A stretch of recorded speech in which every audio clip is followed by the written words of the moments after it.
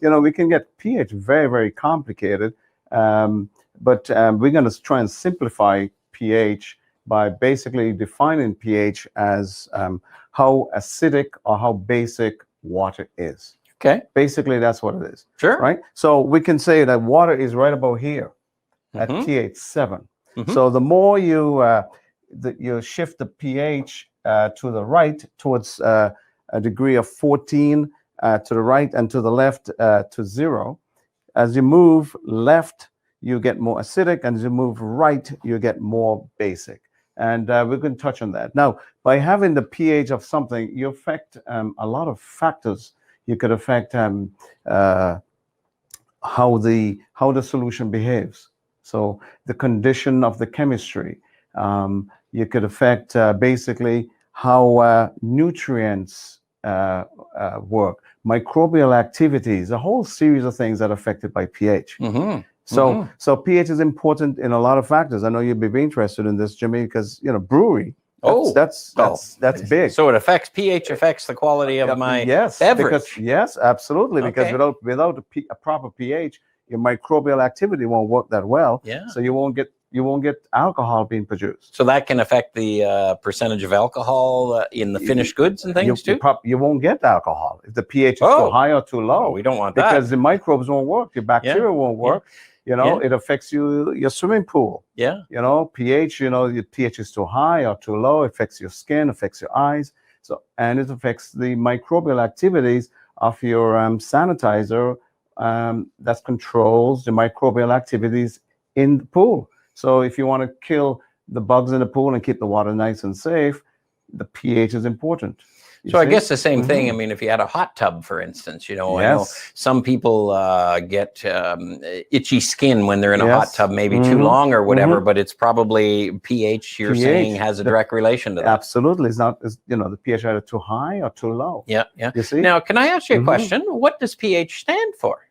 Well, basically, it basically is a logarithmic explanation as to the hydronium ions in a solution. Yeah. Right. So, for instance, if you had water, let's go with water, H2O, you can go something like that, and then you go H plus, OH minus. So you notice that here, you got this and that. These two here are equal, right? So basically, over here on the right, the acidity has to do with that, and the basicity or alkalinity has to do with the OH, right? So the more OH you have, the more alkaline the product would be, and the more H you'll have in the solution, the more acidic it will be. So if you have here pH 6 and pH 8, you can see I just sort of did a kind of a graph because you're basically having this kind of thing that's happening here in terms of concentrations. It's a logarithmic graph. So pH 6 is slightly more acidic than the water, which is neutral, right? And likewise, on the other side where you've got pH 8, that's more alkaline. And the reason is because you've got the OH on this side of the equation, and then over here, you got the plus. So I think, I mean, remember last week you did these big calculations on there. And then what we did is we came out with a chart that basically said, look, we've pre-calculated for you with the ppms here. It's easier. Yes. So I think here, because I mean, I understand this, but some of our viewers maybe won't, but I mean, all the more reason to read your SDS sheet. And it'll tell you your pH. It tells you all about pH. And all of the precautions involved with it too, right? Exactly. Yeah, okay. Right? Yeah. So you you have to remember this though. So if you got pH 7 and pH 6, pH 6 is 10 times stronger than pH 7. So it's just not one single number. It's not a single number. And it's a logarithmic number. What do they call that? Logarithmic? Yeah. So it's 10 to the first, 10 to 1, 10 to the 2, etc., etc. So this will be 5. So this means that pH 5 is 10 times stronger than pH 6, but 100 times stronger than water. Well, see, that's a big point because if I read an SDS sheet or a typical person, and if it says 6 and then the next one's 7, they may say, well, it's no big deal. It's not that different. But what you're saying there, it is a big deal. It's a big deal. Right. Yeah, that's a good point. And likewise on the other side, right? Yep. So there's always 10 to the first, 10 to the second, the third. So pH 4 would then be 1,000 times Yeah. stronger than water, Wow. but 100 times stronger than 5, and so on and so on, right? Jeez. So that's the way that works. Mhm. Now, just to give you some good ideas as to where pH would fit into all this equation, something that we use all the time, maybe vinegar, say, vinegar will be out here somewhere Mm-hmm. at pH 3, as an example, and like an antacid. Yes. An antacid would be out here probably about pH 10, Okay. in that vicinity, right? To give you some idea as to pH and where to go.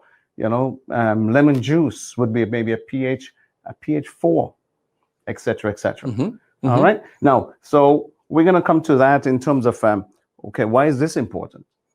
As I mentioned before, it's important for microbial activities, as in brewery, as in baking, because yeast and all those types of things is very important for pH. Now, on the other hand, if you're looking at perhaps cleaning, which is our industry, it's also important because the chemistry is really, really important. So, for instance, the vast majority of soils are acidic soils, things like grease and grime and sebum. Sebum would be, grease and oils off your skin for cleaning, right? Mm-hmm. So, in terms of, we got to then use an alkali product to then combine with that acid to bring that to basically, because oils and those types of things are insoluble in water. Right. So we got to make them soluble in order to flush them out, right? In order to clean the floor, if you had oil spill or just grease and grime, those soils are acidic soils. So we got to neutralize those soils to bring them to be a soluble soil that you can flush away. So that process is called saponification. Okay. Yeah. Yeah. And what you're trying to do is you're really trying to bring any soil condition, I guess, into as close to neutral as you can get. Basically, that's what you're trying to do. That's what it is. Yeah. Because then it becomes soluble, right? So if you got oil and you basically, oil is insoluble in water. Yes. Right. So you can't wash it away properly. Yeah. You're going to have some mechanical action, but it just stays there. So if you have an alkaline product, and it could be sodium hydroxide, it could be a whole bunch of different types of things, then what you do, you're making this insoluble over to something that's soluble. Wow. Okay. Right? Okay. And once that's soluble in water, then you can flush it away with some mechanical action, et cetera, et cetera. Well, we've asked for 10 technical minutes. You've certainly put the technical side into it. Which we need to understand. That's what our people are asking. So that's how that works, right? Yeah, Does that make sense? Yeah, absolutely. Okay. Yeah. All right. And how do we test pH of a product? You can use a pH meter. Okay. We do that in the lab all the time, or you can use test strips. Test strips. Yeah. Like our PPM that we did for disinfectants. It has some so you've got colors so show us how that works, Ashwin. Oh, you have a solution here. I think you made me up a solution. I did. So you can see we can do this, and then we just match it here. So you can see that this product here is about a pH 6. Yeah. Okay. Okay. Yeah. So you can see that's about a 6. So it's a color-coded chart. So you would dip there. You'll dip here in the solution and match there, and you match it on this. Okay. Okay. So it's a colorimetric chart. So just like PPM, only your pH is going to tell you there. And, Absolutely. And away you go. Absolutely. Okay. Good. Excellent. Well, that's good. Well, that's an easy way to do it. But I think I'd look at your way, and it's understandable. But boy, the importance of reading an SDS sheet comes into it because it's a whole lot easier. Because we do it all for you. Yeah. You don't have to worry too much about it. That's great. Okay.